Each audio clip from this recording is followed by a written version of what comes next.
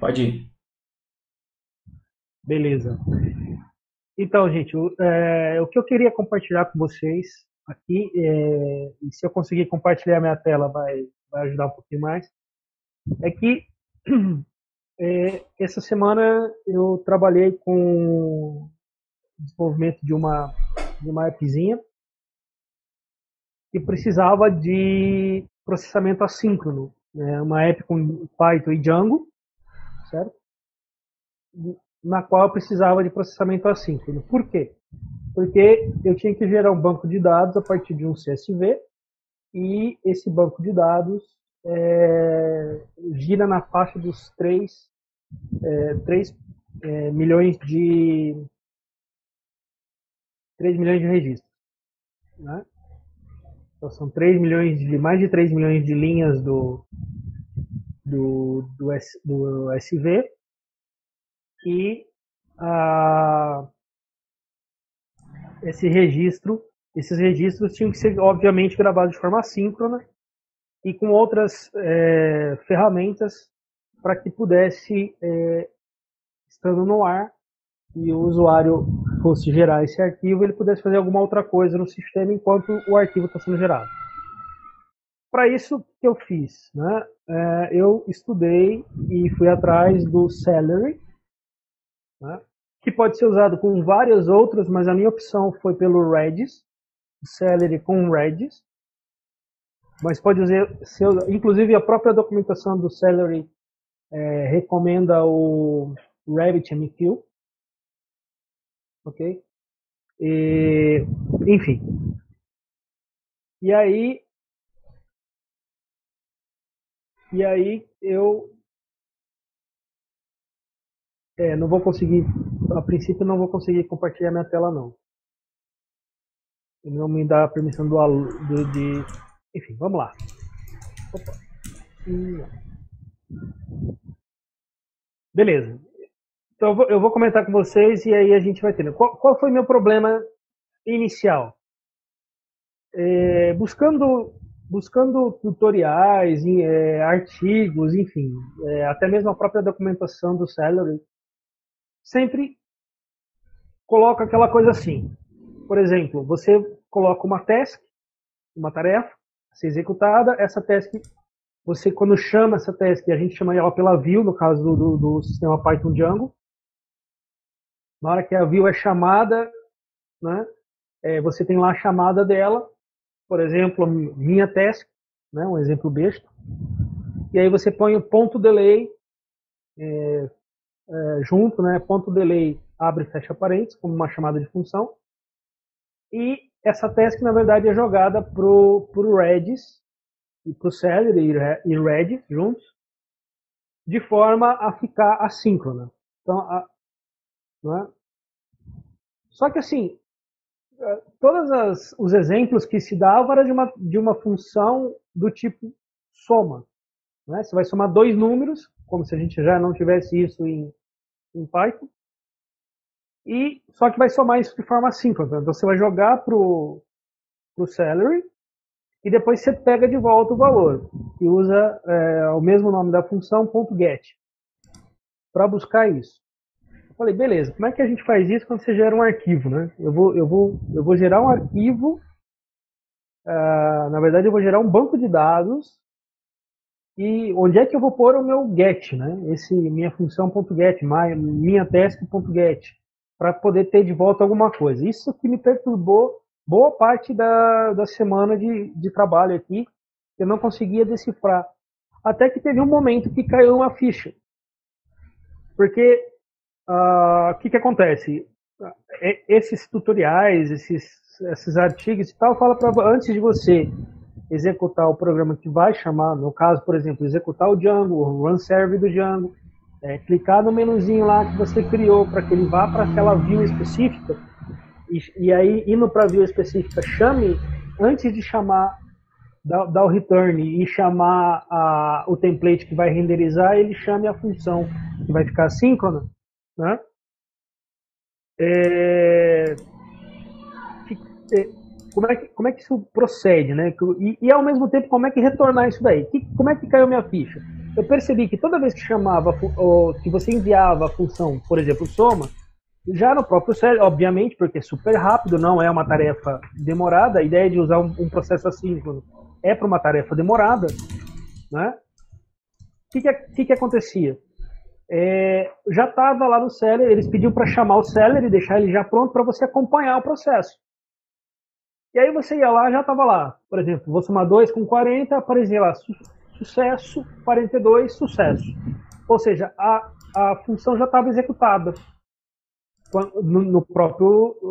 na própria saída do Celery.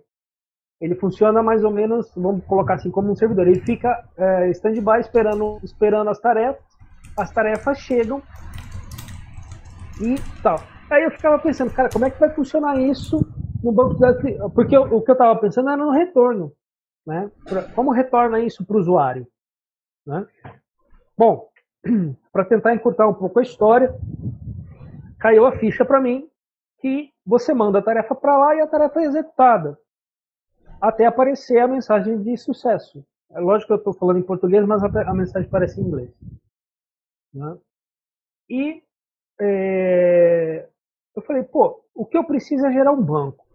Eu preciso do retorno para o usuário? Em parte precisaria, mas o retorno não precisa ser na tela. Ele pode ser, por exemplo, o retorno por e-mail, porque é uma tarefa síncrona, é uma coisa que está acontecendo no servidor, né? Aí eu fiz um teste, bem tosquinho, na verdade de geração de um banco de dados de 200 linhas, bem tosco mesmo. E aparece lá a tarefa e passado um tempo aparece lá sucesso, a mensagem de sucesso da tarefa. Aí você vai para o banco e o banco está criado, a tabela está criada, está populada, você tem as informações do banco. Você pode acessar isso pelo Django Admin, da maneira que você quiser, né? Pô, aí que me caiu a ficha. Porque, assim, o meu problema, e é isso que eu queria compartilhar com vocês, trocar ideia com vocês, o meu problema era como tem esse retorno. Porque, de acordo com os exemplos que a gente encontra na internet, porque os exemplos sempre são multiplicação de 2 números, soma de 2 números e coisas que o valha, né? E que é uma coisa muito rápida de ser feito no processamento. Mas é que, assim, falando pela abordagem, eu não conheço, mas essa é a mesma razão porque eu passo o teste também, acerte true igual a coisa, porque o cara está interessado em te mostrar qual é o conceito e não na complexidade do que você está resolvendo. Sacou? Não, eu não tô. Eu saquei. Mas poderia ter uma info, né? Porque assim, depois que fazem o get, né? Quer dizer, aí quando você retoma o valor, como você busca o valor lá na questão. Mas aí foi que eu acho que mas aí demorou o grande problema é que isso, dependendo de como é feito, e lógico, o vasto material que tem é todo em inglês, né? Aí isso tem uma pequena dificuldade a mais. Mas assim, eu entendo que você disse que a ideia estava sendo passada, mas nunca falava, porque assim, sempre falava assim, agora você usa chama a função .get e você tem o valor de volta, né? E nunca do tipo, olha, terminou o processamento, você pode fazer qualquer outra coisa. No próprio processamento que você manda para lá, que fica de forma assíncrona, você já pode deixar para, ao terminar, por exemplo, a população de um banco de dados, que era o meu caso, terminou, você envia um e-mail, né? Você envia um e-mail informando que a tarefa encerrou, que o processo aconteceu, né? Isso foi muito interessante no processo de eu aprender a coisa, porque eu acabei sacando, posso até dizer assim, né? Sacando sozinho, lendo logicamente todas essas coisas, mas sacando sozinho como que isso aconteceu, né? E fiz testes para fazer isso, né? Na verdade, testes manuais mesmo, testes manuais no primeiro momento, né? Mas fiz testes, então assim, eu criei uma tarefa que gerava um banco de dados um pouco menor, óbvio, bem menor, na verdade, do que o banco que eu tinha que trabalhar. Mas aí eu via a coisa acontecendo, que eu acompanhava, eu ficava com a tela do Celery, onde eu executei o Celery no meu terminal, aberta, para ver a coisa acontecendo, Então, assim, é muito simples, na verdade. Por quê? Lógico, você tem que fazer a instalação super simples, pip install, e aí você instala o Celery, instala o Redis, né? Lógico que o Redis, na verdade, não é por pip install, só o Celery. O Redis é um servidorzinho à parte que você instala. Eles rodando, você... como é que eu posso dizer? Você aciona a sua view, por exemplo. Na verdade, eu tinha uma view que é a view tipo homepage, que tem um botão lá de criar base de dados, né, com informações na tela, não sei das quantas, criar base de dados. Você clica ali, te leva para uma outra página, só que o template renderizado só dá informação dizendo, olha, a base de dados está sendo criada, leva um tempo, clique aqui para voltar à página inicial, né? Até porque, conversando com o pessoal no WTTD e tudo mais, por exemplo, o próprio Davini disse, por exemplo, que o browser tem, o HTTP, na verdade, não o browser, né? A sessão HTTP tem um tempo limite, tipo 30 minutos, parece, uma coisa assim. Então, de fato, essa criação tinha que ser assíncrona, né?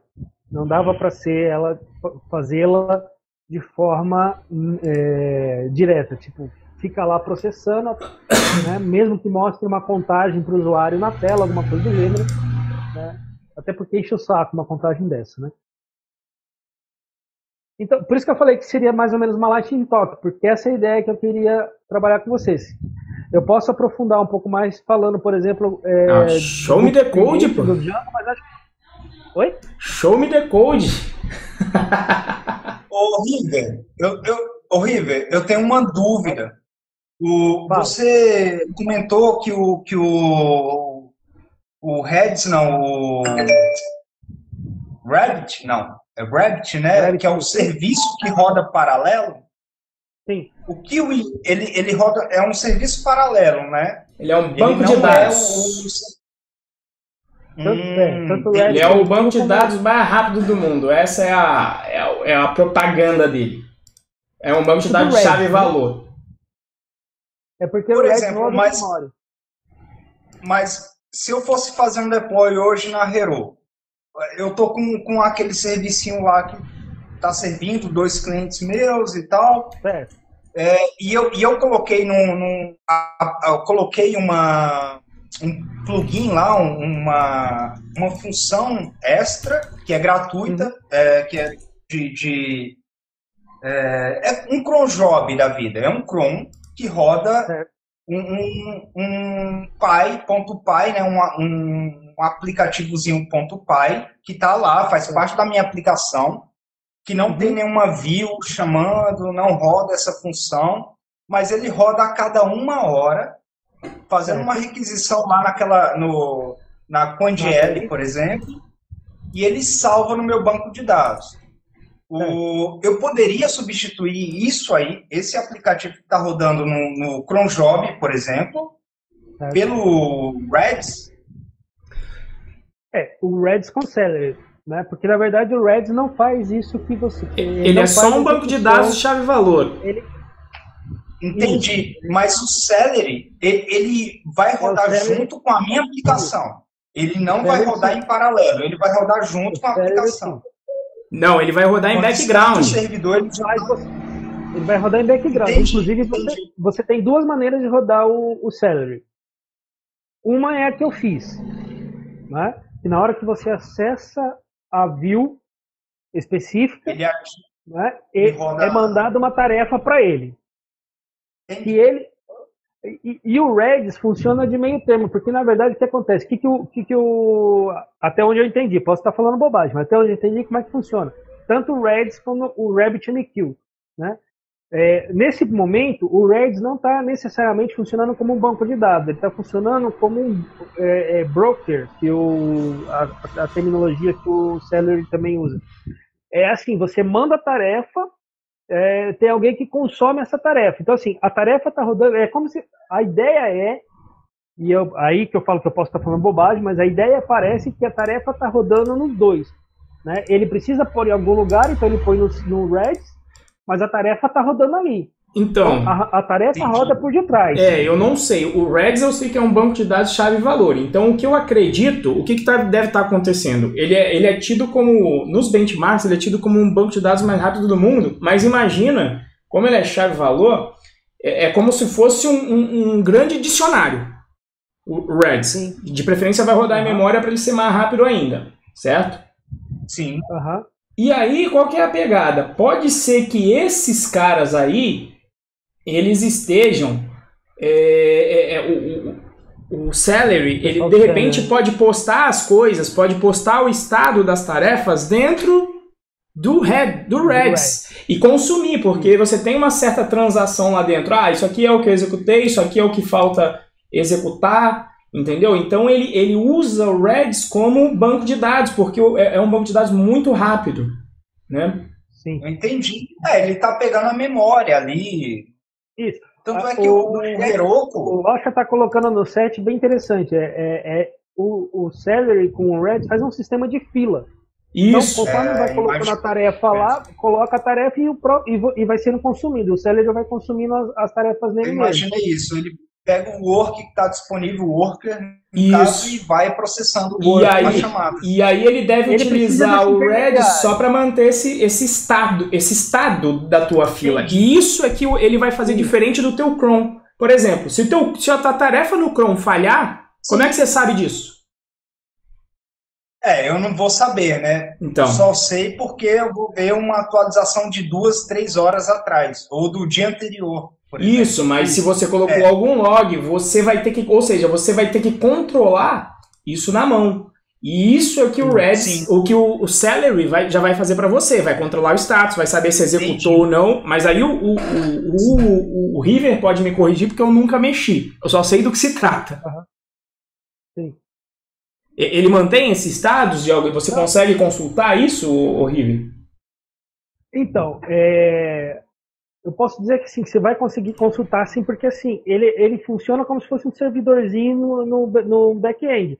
Então, ele tem as coisas acontecendo lá. Então, por exemplo, ele não dá mensagem de sucesso ele tem o log dele lá. Então, assim, ele dá a mensagem de sucesso da app, né? Que a app foi executada, a task, né? Não é nem a app, eles chamam de task, de tarefa. A tarefa foi executada e ele dá o retorno. E é interessante que quando, por exemplo, você manda a questão da soma, que tem uma saída, né? 2 mais 2 é igual a 4, quer dizer, tem a saída 4, ele mostra a saída 4 e depois a mensagem de sucesso.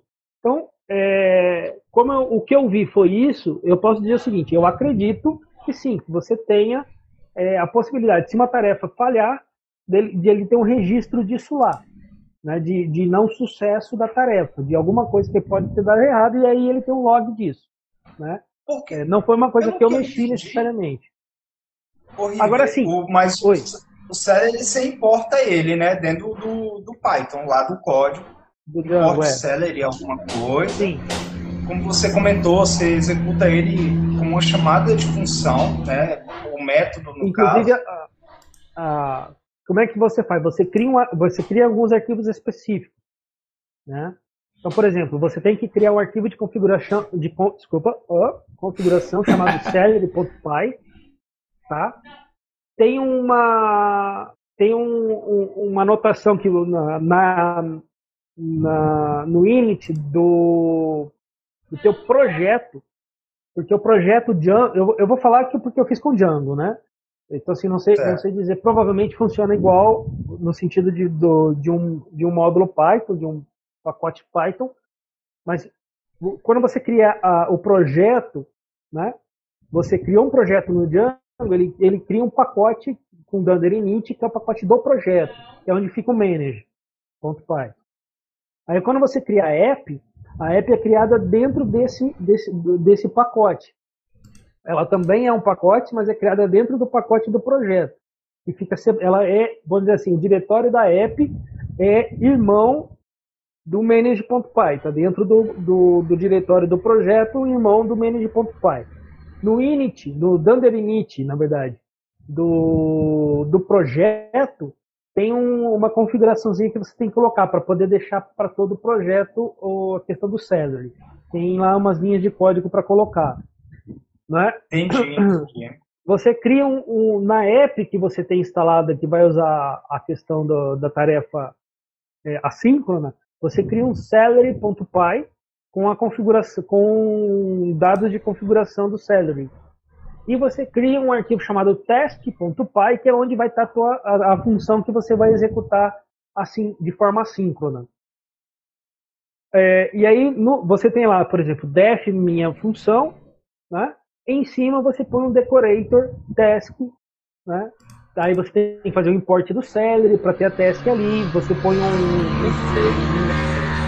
então você tem todo um tratamento que você faz para poder executar a task. E quando você chama a função, se você chamar ela, melhor dizendo, se você chamá-la sem colocar ponto delay, abre e fecha parênteses, desculpa, ela vai ser executada normal, sincronamente. Entendi. Se você colocar o ponto delay, abre e fecha parênteses, aí ela é encaminhada para o salary e o broker ou worker que está trabalhando com ele, que no caso eu trabalhei com o Redis, mas pode ser um RabbitMQ também, né? Entendi. Que eu tinha comentado. Interessante.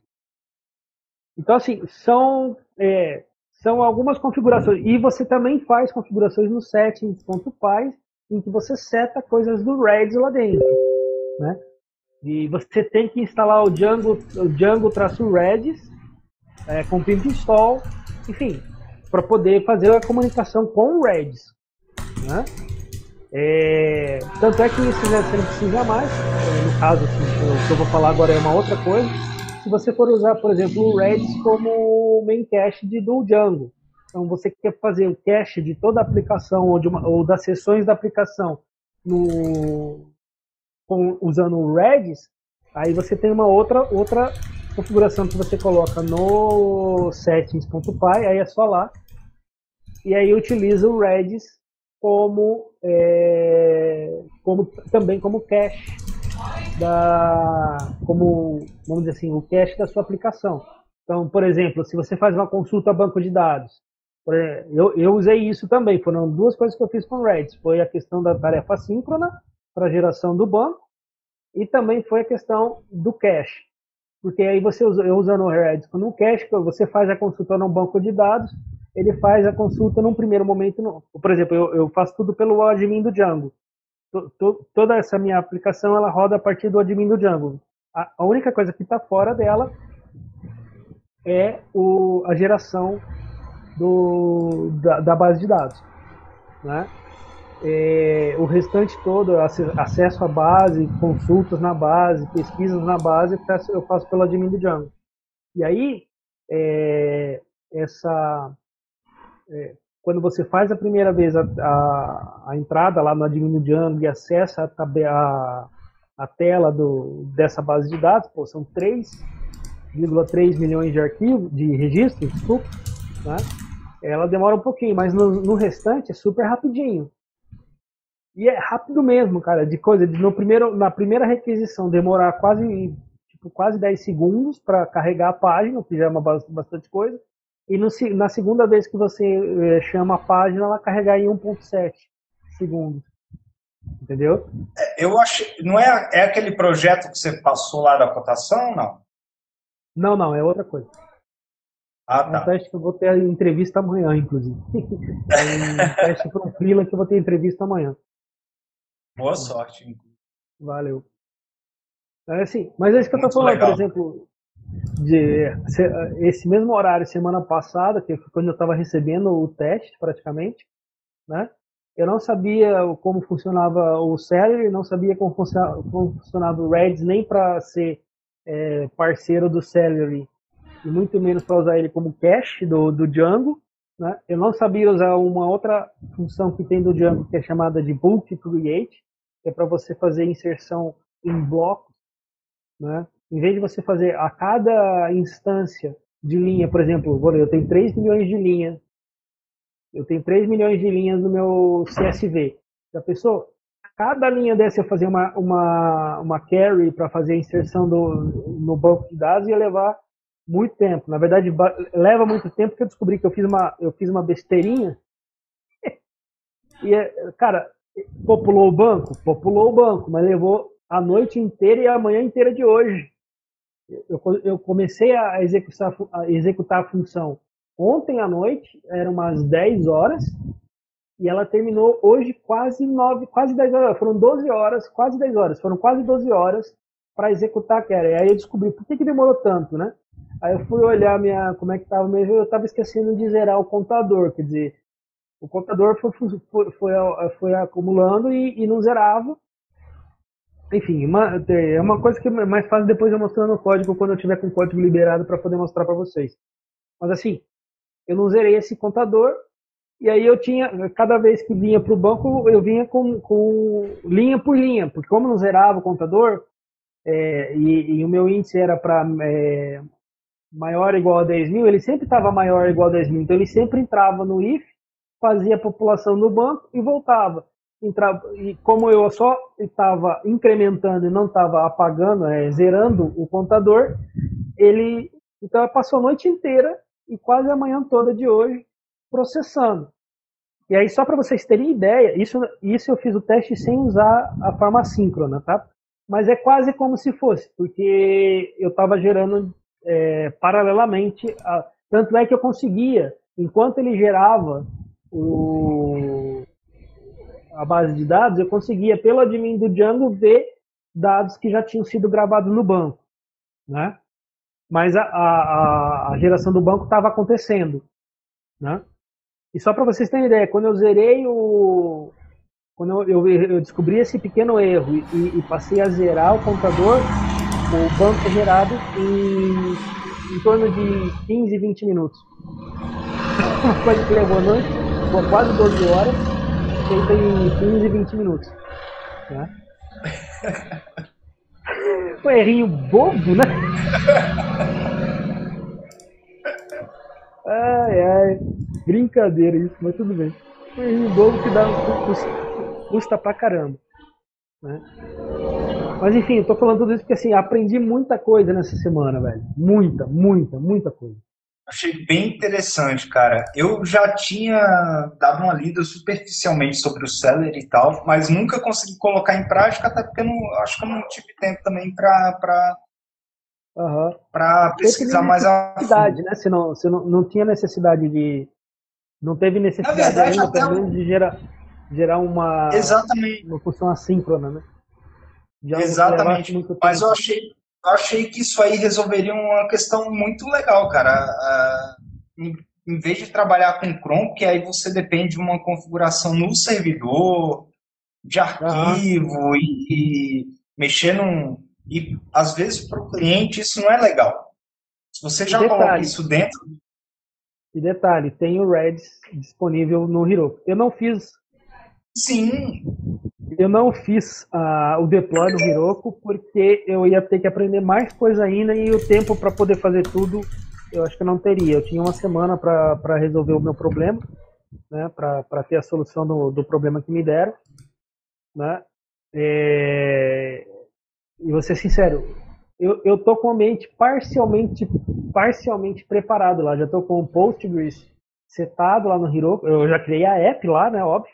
Aí nela eu tô com o Postgres setado e tô com o Redis. Eu vamos dizer assim, instalei então, o Redis. Então você já fez 95% do deploy e já tá pronto, né, cara? Não sei, eu só tô preocupado em vai que eu subo. Porque assim, subir o código e ter que gerar a base lá, né? Enfim. Então, eu tive um pouquinho de medo de fazer. O que eu demorei para resolver, que foi uma das coisas que eu fiquei enrolando mesmo, o que eu fazia? Eu rodava o código lá que atualizava o meu CSV. Olha as ideias, cara. Eu estava salvando um CSV no projeto. É sério, era isso que ia no render lá, quando o cara chamava o URL e tal, em vez de um banco de dados, porque eu não estava conseguindo rodar lá o SQLite na Heroku.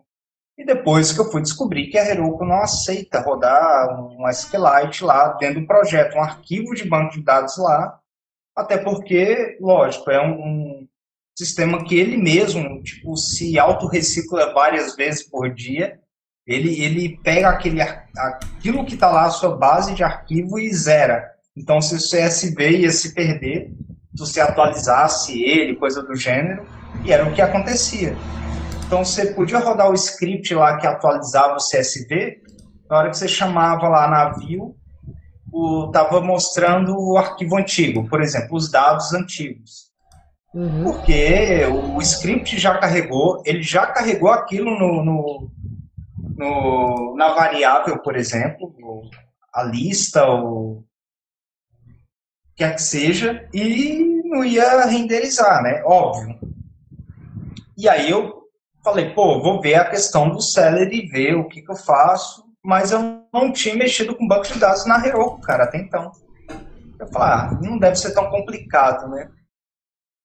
E realmente, eu achei bem interessante, eu achei até bem mais fácil do que ter feito o que eu fiz antes, cara. Bati cabeça de bobagem, de bobeira mesmo, que podia ter resolvido da forma correta, né? Desde o início. Mas eu achei bem legal a questão do Celery, porque eu acho que o Chrome, essa setagem que você faz a mais, sei lá, cara, é uma coisa que é desnecessária. Quanto menos passo você precisar fazer para resolver o problema, melhor. Então, assim, o que eu acho legal, assim, que é óbvio, por exemplo, uma coisa que eu fiz foi instalar o Postgres na minha máquina, né? Porque com uma base de dados desse tamanho não dava para mexer com SQLite, né? E muito provavelmente para o Heroku eu também mexo com Postgres lá. E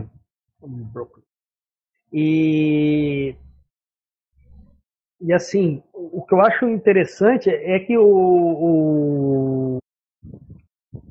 dá para usar até a Amazon SQS como broker do Celery. São três que ele indica aqui: o RabbitMQ, o Redis e a Amazon SQS. Eu nem sei o que é. E aí, no Celery, você ainda consegue fazer tarefas agendadas, que é o que você está falando do Chrome aí. Ou seja, além de você conseguir fazer uma tarefa síncrona, você consegue fazer tarefa agendada, que de tanto em tanto tempo vai ser executada lá por ele. Entendeu? Porque minha base só precisaria atualizar algumas colunas em algumas horas do dia, depende da bolsa que está fechando e tal, porque eu vou ter sempre o horário que fecha a bolsa e eu vou saber a média, aquela porra toda. Então, é basicamente isso. É um agendamento, uma requisição que vai salvar no meu banco de dados. Eu achei interessante, eu estava dando uma olhada no Celery aqui, e aquilo que o Renzo havia comentado, de ter um histórico, ter o retorno, se deu certo, se não deu, a requisição e tudo mais, e realmente ele tem esse histórico aí, vamos colocar assim, um log, né, geralzão. Não, cara, eu gostei muito do trabalho que dá para fazer com ele, é muito interessante a proposta. E assim, eu queria comentar porque assim, foi a dificuldade que eu senti você vendo coisas muito simples sendo executadas com ele. Óbvio que, como disse o Renzo, para passar a ideia, mas que ao mesmo tempo te deixa meio, pelo menos para mim, né? Eu fiquei meio perdido com... Eu entendia, eu consigo mandar para lá, e aí, como é que eu pego de volta, né? E isso não tinha, a não ser a questão, e que não era nem usando o Django, na verdade, era usando outras coisas, você pegar lá, por exemplo, via terminal, você jogar a tarefa lá, né?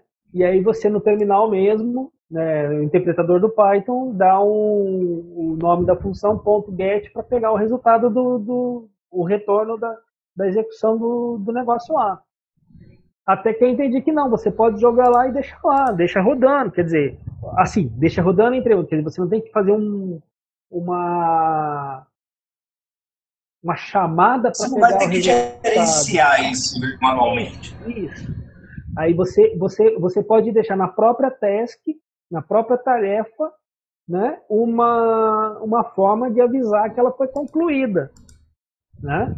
Tipo, mandando um e-mail, alguma coisa assim, né? De alguma forma ela avisa que foi concluído o negócio, entendeu? Então, foi isso que eu achei bacana na questão, né? Muito, muito bacana mesmo.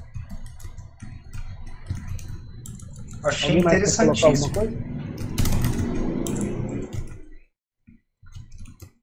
Fala, Renzo, ou dormiu aí? Tô sacando aí, tô só ouvindo, tô mais em QAP agora, deixando vocês brilharem aí, pô. Até parece. É sério, pô? Mas é muito interessante, eu gostei muito, né, da questão, né? Você poder fazer essas chamadas e tal, né? Enfim, e é muito simples, na verdade, esse que é o detalhe, acaba no final das contas, depois que você pega como a coisa funciona, é muito simples. Olha uma coisa que eu fiz. Eu fiz um generator porque como o banco é muito grande, para fazer uma iteração mais preguiçosa, né, para a coisa ficar mais tranquila, não popular tudo de uma vez, ou tentar popular tudo de uma vez e estourar a memória, né? Eu fiz esse generator, né? Aí eu fiz uma segunda função, que é a que chama o generator e faz todo o processo de gravação do banco de dados. É ela que lê o CSV, passa o CSV para o generator processar e ir entregando um a um, né? E aí ela vai processando essa informação. Aí faz o famoso for para pegar todo mundo, né? Beleza. Aí eu fiquei, pô, legal. Funcionou porque, apesar de, entre aspas, eu ter feito de forma assíncrona, eu não fiz porque eu executei no meu terminal. Eu chamei o shell plus do Django, né? O plus com a extensão lá, o Django Extension, se não me engano, que te dá o shell plus, que já te importa tudo que você precisa. Eu importava esse módulo, essa função, né? Quer dizer, eu tinha um módulo dentro da minha aplicação que eu chamava e ele tinha essa função, né? Que eu chamei de createDB. E dali eu executava, né? Beleza. Então eu sabia que estava acontecendo, eu acompanhava pelo HTOP do terminal do Linux para ver consumo de memória, consumo de CPU e etc, né? Travou umas 2, 3 vezes enquanto eu estava fazendo código errado. Pô, chegava a 100% de uso de memória, aí o computador travava, né? Aí ia lá eu resetar a minha máquina, né? E aí tudo funcionando bonitinho, falei, pronto, e agora? Como é que eu faço? Agora eu tenho duas funções, eu não tenho uma só, porque antes eu tinha uma só. Eu chamava essa função só, era a minha task, ela ia para lá, fazia o que tinha que fazer e dava sucesso no Celery. Beleza, e agora? Eu tenho duas funções, uma chamando a outra. Como é que eu faço? Né? Bom, comentei todo o código interno da função e só coloquei assim, um print data, né? na função que é chamada, porque no caso era a minha função. Tô gostando das gamas. Print data. Aí, na função que chama o generator, eu chamava o generator passando uma string, entrando na primeira função. Ou na segunda, não lembro agora. Acho que eu chamei o generator de segunda função. A primeira é que foi como tarefa. É porque eram vários generators? Eu não entendi. Não. Eu tinha duas funções. Vou chamar assim. A primeira função é a que chama generator. Então, o generator é a minha segunda função. Em ordem de execução, primeiro é a função que chama o generator, entendeu? Em ordem de execução, primeiro é chamada a função createDB. Internamente, a função createDB chama o meu generator. Então, eu chamei o generator de segunda função. Mas só passando esse dado, chamando o generator, mas o código do generator estava todo comentado, né? Ele só tinha um print de código. O print, ele recebe o parâmetro data, por exemplo, né? E o dado que eu estava mandando para ele era entrando na segunda função e dava o print, né? Lá na função eu dava o print. E aí embaixo da chamada do generator eu dava um print, né? Voltando para a primeira função. O que eu fiz? Coloquei esse código maravilhoso, Gamb do caramba, para testar, né? E joguei isso tudo para o task, porque eles têm que estar no arquivo task.py. Coloquei o decorator só na função que é a createDB, que não é a geradora, a generator, né? Para ver. Agora eu vou testar para ver se vai para o salary e se chama a outra função. Cara, funcionou belezinha, apareceu lá no set. Entrando na segunda função, sucesso. Voltando para a primeira função, sucesso. Ou seja, não precisava colocar o decorator nas duas funções, só em uma já bastava. Só na que chama a segunda função já bastava. Aí pronto, finalizei meu código aqui, já estava tudo bonitinho, né? E aí foi só subir pro GitLab e mandar um alô pro camarada lá, para que ele saiba que já está no repositório, e aguardar a bronca amanhã. Vamos ver. Para ter mais um projeto. Vamos ver se eu fecho mais um projeto.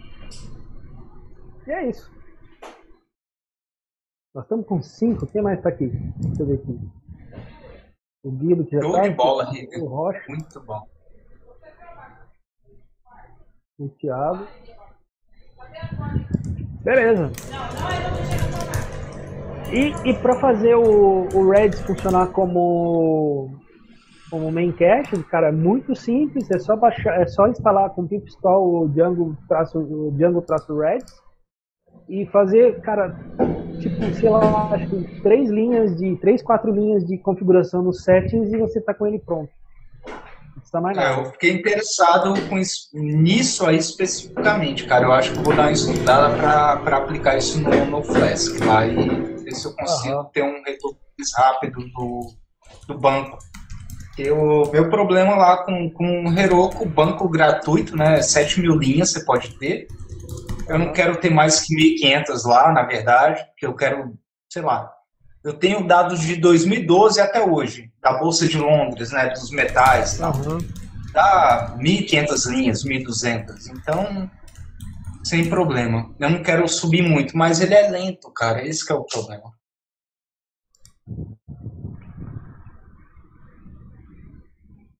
Entendi.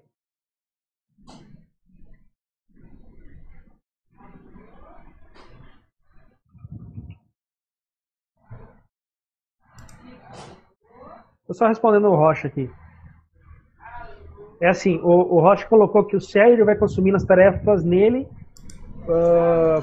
a questão do... vai consumir as tarefas nele e usando o Redis, vamos dizer assim, como um suporte, um apoio ali. E o main cache é um tipo de cache, quer dizer, na verdade é que o main cache é uma outra coisa, que eu acho que inclusive é meio nativo do Django, alguma coisa do gênero, não precisa nem importar, né, instalar nada extra e tal. Né? E ele disse que o Redis é outro, no caso, outro tipo de cache. Eu estou só colocando que eu estou usando o main cache como terminologia, não como... E não como... Na verdade, a ideia seria que o termo correto, na verdade, seria cache mesmo, né? Não. Rocha, não tem que instalar o main cache não. Como eu disse, você só instala o Redis mesmo, e por isso que eu usei o Redis, que eu fui atrás de usar o Redis como cache. Porque eu já tinha ele instalado, já estava usando ele para uma outra função dentro da minha aplicação. Então, assim, já que eu tenho o Redis funcionando para uma coisa, né? Isso, só o Redis, isso mesmo, Thiago, só o Redis que importa no projeto. Por quê? E aí o Redis faz ele, vamos dizer assim, está responsável por duas coisas. Uma, né, a interação com o Celeris, né, quando o Celeris começa a executar tarefas assíncronas, aí eles fazem lá o bate-papo dele, né, e a outra função é de cache das sessões Horrível, eu acho que é o contrário. Eu acho que eu fiz você se confundir. Não é o Celery que a gente importa como o lib do Python? Não, sim, nesse sentido sim. Nesse sentido, o Celery você importa, o Redis é instalado à parte. Sim, o Redis é um serviço que roda, né? Isso, é um serviço. Okay, tanto é que desculpa, se você for usar o Redis, ou, por exemplo, ou for usar o RabbitMQ, pensando só em termos de tarefas assíncronas, sim, né? Sim. Você tem que instalar de forma separada um serviço do RabbitMQ na sua máquina ou no seu servidor. Perfeito. Já para usar o Celery, você tem que fazer o pip install Celery no teu ambiente virtual, no caso, né? Se usar o ambiente virtual, ou enfim, onde você for usar para poder internamente fazer o import dele, né? E fazer as configurações necessárias, etc. Tá? Perfeito. Sim, Rocha, tem como usar o Memcached sem o Redis. Até onde eu sei. São duas coisas distintas. Redis e Memcached trabalham com, vamos dizer assim, fazem uma mesma função. Executam cache. Tá? Tá, agora que eu vi de baixo que é só uma observação mesmo. Mas é isso mesmo. Você pode usar, inclusive pode trabalhar, por exemplo, você pode usar o Redis com o Celery para fazer a parte das tarefas assíncronas e usar o Memcached se tiver mais acostumado, tiver mais facilidade, enfim, de configuração para fazer o cache da aplicação, das sessões da aplicação. O que eu fiz foi, como eu já estava usando o Redis, né, e eu sabia que dava para usar o Redis também como cache, eu fiz as duas coisas. As duas coisas com o Redis, tanto para tarefas assíncronas, com o Celery, como ele sozinho, que é uma configuração diferente, uma configuração só para a questão de cache, para fazer o cache. Foi só isso, foi só uma questão de opção. Né? Mas daria, por exemplo, para fazer isso. Você trabalhar o Redis com o Celery para tarefas assíncronas e o Memcached para fazer... É que eu estava trocando ideia com um amigo e ele falou, você tem que fazer o Memcached, não sei das quantas. Aí Memcached entrou para mim mais como um sinônimo de cache de memória do que como uma aplicação ou alguma coisa que você poderia usar para fazer o cache, entendeu? Por isso que eu acabei, enquanto falo aqui, acabei usando o Memcached como um termo e não como uma tecnologia, uma aplicação. Foi só isso. Beleza?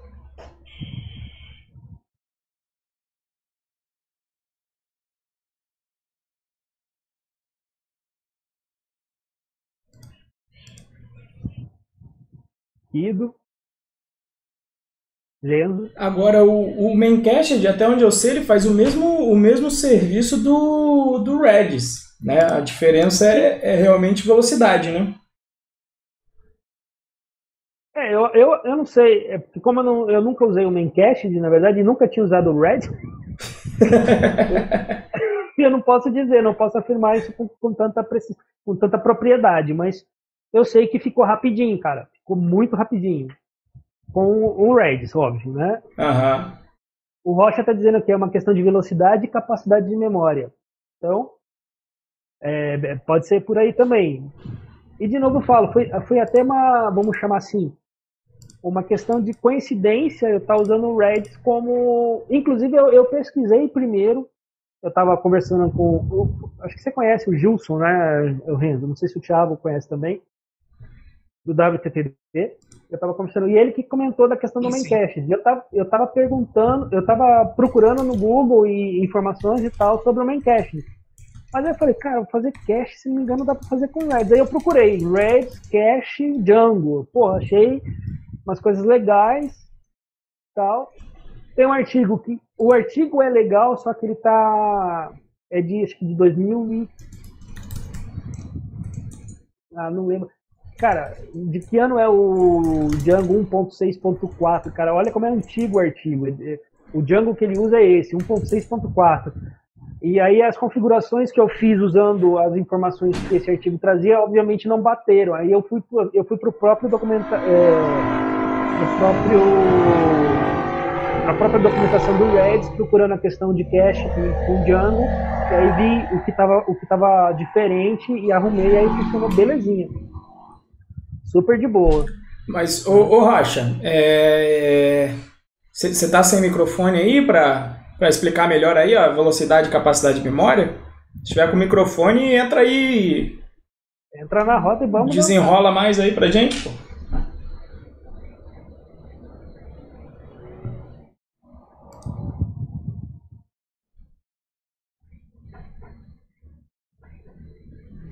Ah, tá sem. Ah, tá. A questão de memória, só para esclarecer, é que ele ocupa menos?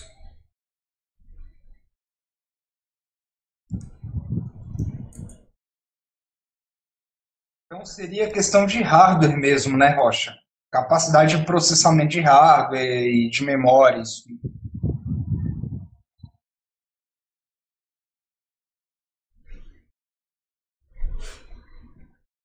Entendi.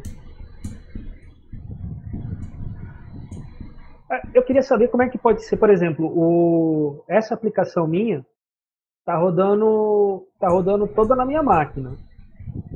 Eu não pus no servidor nada. O próprio, inclusive uma coisa que eu tenho que lembrar amanhã, eu tenho que inicializar o Red, porque senão tá ruim.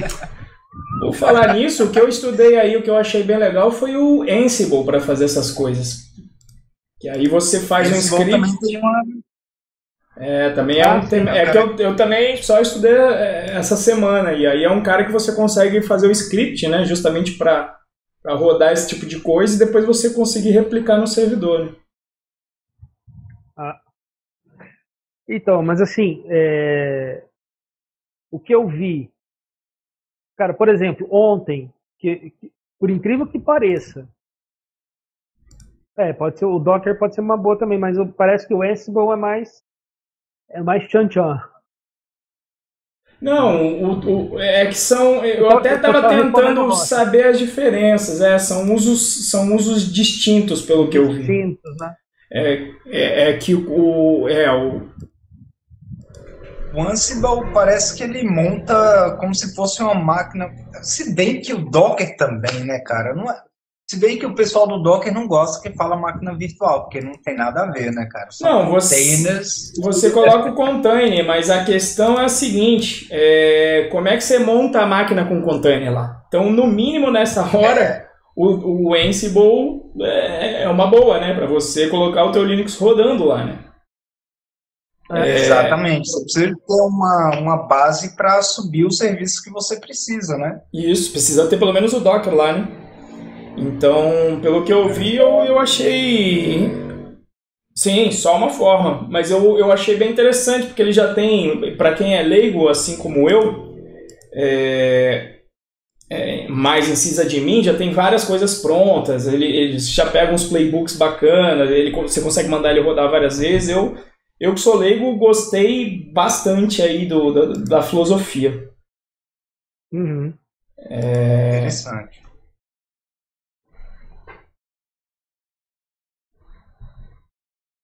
Mas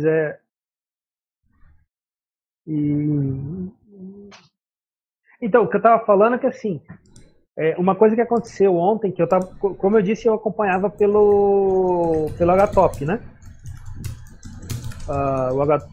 Para ver desempenho de memória, processador e tal.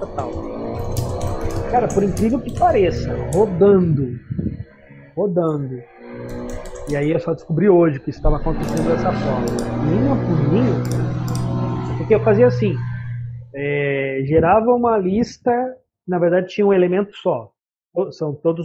Era uma instância do que tinha que ser gravado no banco de dados, era um registro, né? Uma linha da tabela, mas ele gerava. A ideia era gerar várias linhas dessas, primeiro numa lista, depois gravar no banco, limpar essa lista e fazer de novo, né? Fazer de novo. Só que ele estava fazendo uma linha, gravava no banco, limpava o negócio e voltava. Fazia uma linha, gravava, demorava pra caramba. Eu achei, cara, ele tá fazendo rápido, porque eu pus para fazer de 10 em 10 mil, e aí mostrava na tela, eu pus para printar, né? gravou 10 mil, gravou 10 mil, gravou... Caraca, velho, quantos 10 mil ele vai gravar ali? E a coisa subindo, né, velho? E aí, só que pelo HTOP mostrava assim, consumo de CPU, né? Eu pegando a linha que estava a execução dessa aplicação. 15%. Consumo de memória, 0,8%. Falei, caraca, velho, tá, pelo menos em termos de memória e de uso de CPU, tá avião, né? Só que em termos de velocidade para gravar no banco, tava uma bosta. Né? Mas beleza, durou 12 horas só. Beleza.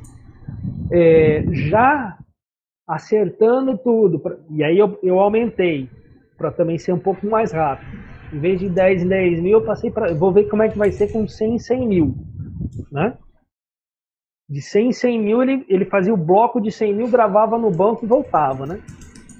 Aí já dava... Eu tenho a gente tem, né, na verdade, não só eu, mas assim, quad-core, né? Então são 4 núcleos de processador. Um sempre estava no talo a 100%. O restante baixinho, não estava alto não. O restante tudo na faixa dos 15% e 20%. Mas um deles, no mínimo um, ficava no talo de 100%. Só que o uso de memória ficava variando. Né? Para fazer isso, eu fechei tudo. Né? Eu fechei PyCharm, que consome pra caramba. Eu fechei o browser, mesmo sendo o Firefox que eu uso, ele também consome memória. Fechei tudo. Até o Telegram eu usava do celular para não usar a memória do computador. Né? Depois que eu zerava tudo, que assim, eu ficava, a minha memória, segundo o HTOP, minha memória ficava num consumo de menos de 1 GB de memória, dos 8 que eu tenho, aí eu soltava a fera para rodar. Soltei algumas vezes, quando estava demorando só 15 minutos, não 12 horas, dava para fazer alguns testes, né? Aí, cara, teve vezes que o coração vinha na boca, porque a memória chegava a 5,5, batia no 6, pum, caía para 2,5. Aí ela vinha subindo, mas chegava, pum, caía de novo, né? Em termos de consumo. Mas sempre ficava na faixa entre 2,5 e 5, enquanto estava rodando essa aplicação. Só que, lógico, não era assim. Entre 2,5 e 5, toda hora fazendo essa batida lá nos 5, 5,5, 6. Não. Ela ficava mais tempo no 2,5, né? E aí chegava perto, assim, uma ou outra vez chegava lá perto do quase total da memória, depois voltava para trás ali, no gráfico de consumo de memória. Mas assim, rodando na minha máquina, só que não estava rodando de forma assíncrona, assim, no sentido de estar usando o Celery e o Redis. Agora, eu não vi como é que era o consumo de memória quando eu estava fazendo... Quando eu estava fazendo, por exemplo, uma carry no banco, já no Django Admin. Isso eu não vi. Mas a resposta do Django Admin foi muito boa. Principalmente depois com cache. Né? Quando eu usei o Redis com cache. Como cache, né? A resposta foi muito boa. Assim, muito boa. Muito boa para mim, que não tenho métrica nenhuma, né? Foi muito boa no sentido, eu tenho uma extensãozinha aqui no Chrome, chama, deixa eu ver aqui.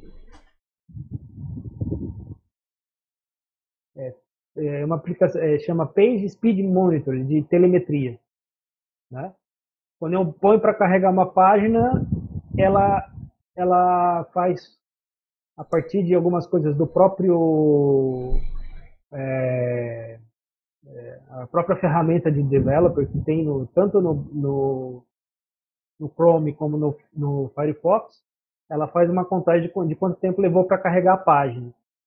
E teve vezes da primeira página com os dados do banco abrindo, que é a tabelinha abrindo para mim, né?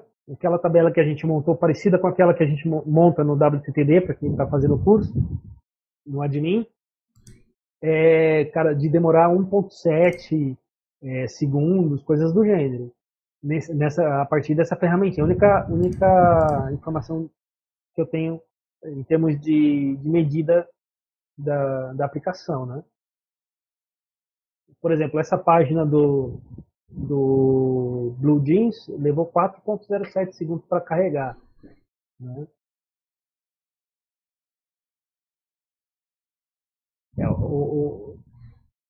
Recarregando aqui o Welcome to the Jungle Fórum, está recarregando.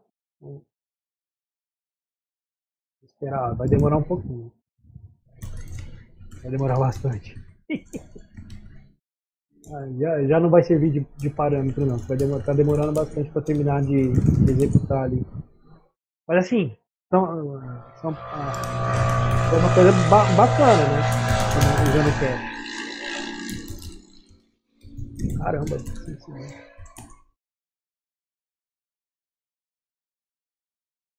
tá na faixa dos 4.02 do WTTD.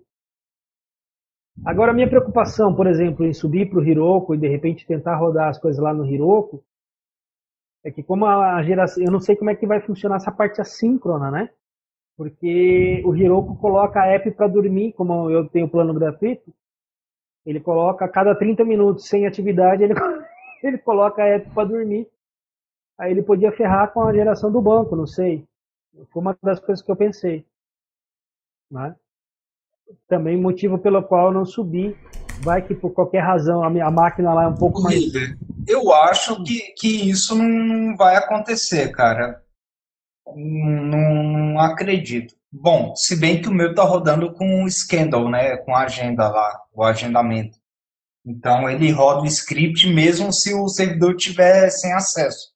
Ele vai rodar porque tá no Scandal.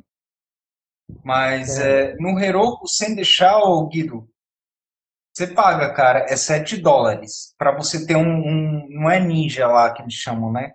Eles têm um bichinho lá para ficar acordado. Um plano. Sempre tem alguma coisa para ficar lá. Inclusive você tem limite, né? Acho que são 5 aplicações que você pode ter. Tem isso mesmo, Guido. Dá para fazer um ping lá. Você pode fazer um cron num servidor seu externo, tipo, eu tenho um cPanel meu aí, que daria para fazer isso. Eu faço isso com envio de e-mail de chamado, sabe? De requisição de chamado de atendimento online e tal, essas porra. Dá para fazer isso lá. Daria para fazer. Pingar lá, né?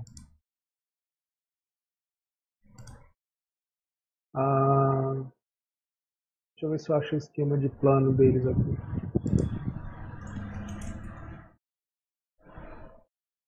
Mas aí você tem que, enfim, tem todo esquema para você ter que pagar e tudo mais, e papapá, né? Porque, como dizem, nada é de graça, né?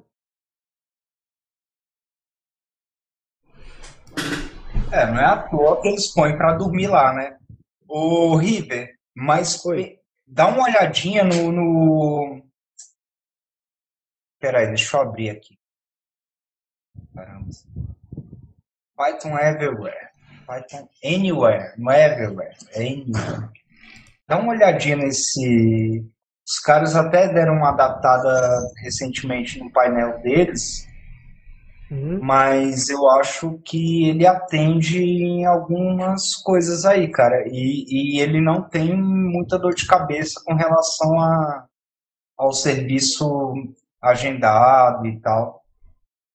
Eu estou tentando eu não vou fazer isso agora, talvez no fim do ano, eu quero migrar o serviço que está na Heroku lá, que eu estou pagando $7 para ir, porque aí provavelmente eu não vou gastar, mesmo.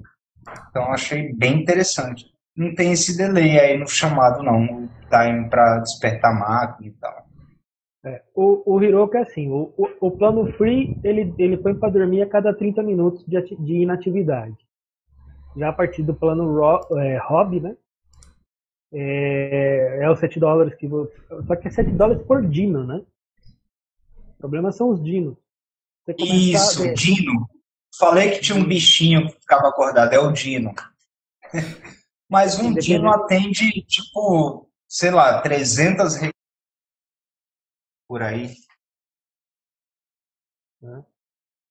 Aí depois vai de $25 a $500. Você pode escolher quanto pagar aí.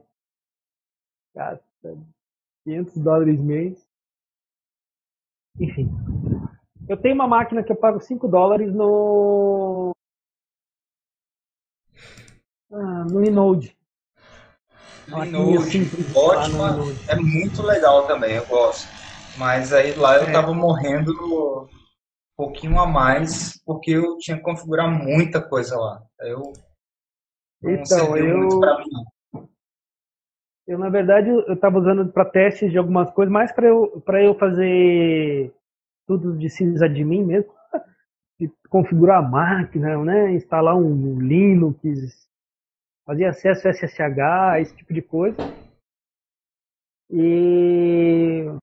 Mas eu estava tomando tanta surra para configurar as coisas, eu falei, eu prefiro pelo Virou, que é mais fácil. O problema lá é que é como se você pegasse um 486 aqui, espetasse um monitor na tomada e colocasse um Ubuntu lá e botasse, né? Você vai ter que configurar tudo, cara. Você tem que configurar o firewall, você tem que determinar onde que vai vir os acessos que você pode permitir ou não. DNS, é muito chato, cara. Fazer na mão é muito chato isso aí. Tem umas imagens prontas lá, mas não funciona. Eu tentei usar, não dá. Aí você tem que instalar um Linux basicão, aí para você acessar, você tem que usar IP, que eles te dão IP fixo e tal, já facilita, né? Porque aí você não tem que ficar se preocupando em atualizar isso aí. Mas isso aí já atrapalha muito, cara. Você está numa máquina que é um servidor cru, você vai ter que configurar tudo. E, detalhe, você já entra com a conta de root, né? Tem que criar um usuário para HTTP, para www, no caso, né? Criar um site. É bem chatinho, cara. Mas vale a pena pelo custo. Para brincar é legal. Mas para a produção enche muito saco. É verdade. A massa e depois que você conhece o Heroku, então? Eu fico no Heroku também pela simplicidade, mas agora que eu tô tendo que fazer uma coisa no servidor, tava apanhando. Justamente eu vi o Ansible, porque eu não posso colocar o Docker lá na máquina do cara, que o cara não quer. Aí tive que partir para Ansible para poder automatizar a porra da preparação do ambiente dele. Tem um serviço aqui no Brasil que eu acho que não é muito antigo, não, é novo, cara. Eu não sei, até um ícone de um panda, uma coisa assim, eu não lembro. Ambler, eu acho que é isso. Ambler, por aí. Mas é bem interessante, os caras estão já investindo na questão de infra para se trabalhar com container, portar uns containers lá, subir seu serviço, e bem fácil, pelo que eu vi assim no primeiro momento, né? Mas, cara, eu hospedo muito site PHP, WordPress, tal, por aí. Tipo, Godaddy, servidores vagabundos, tem um monte de coisa que eu já entrei e subo lá por FTP, não dá para você fazer um Git, não dá para você fazer um controle de versão. Pra você fazer um controle, você tem que baixar o arquivo, salvar numa pasta, tipo, data tal, backup. Senão você perde, cara. E é terrível. Aí você vai trabalhar com... Não, como assim? No servidor? Não entendi. Ô, Renzo, cara, você não acessa sem ser FTP. Você não tem você não consegue rodar comando no shell. Você não consegue fazer nada, cara. Você sobe arquivo... Não, mas aí eu já vou advogar outra coisa. É que, na minha opinião também, aí o pessoal usa o Git para um negócio que ele não foi feito. Que é fazer deploy.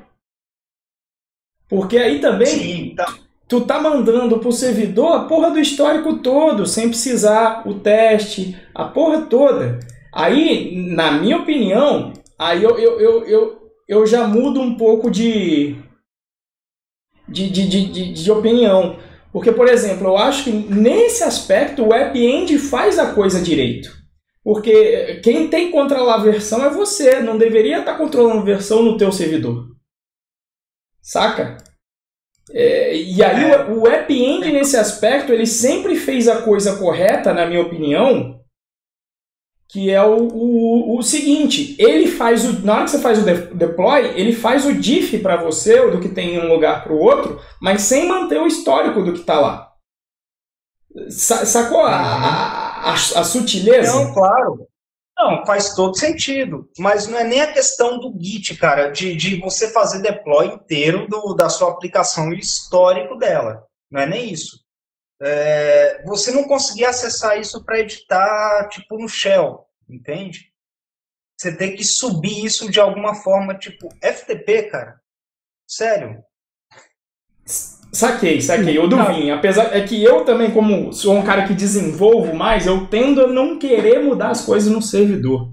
Eu tendo a querer o máximo possível deixar as coisas no meu controlador de versão e eu controlar isso. E eu acho que é isso que o Ansible me dá, por exemplo. Eu quero scriptizar o sistema, quero deixar todas as dependências definidas e definir como vai ser definido. Então não está nada lá no servidor, está tudo em arquivo meu. Sim.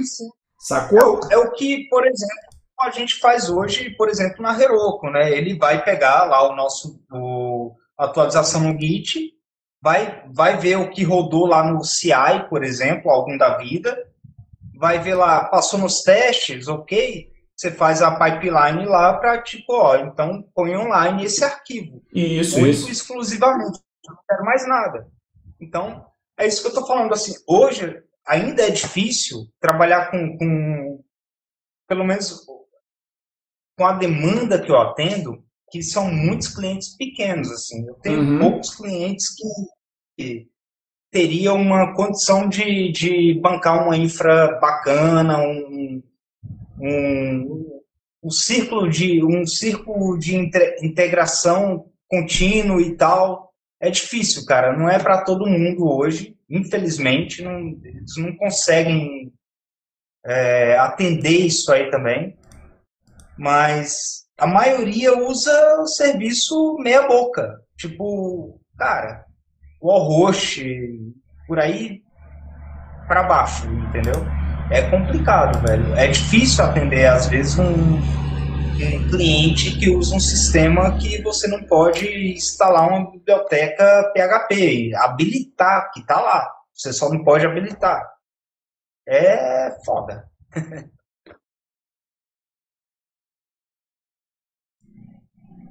É isso aí, gente.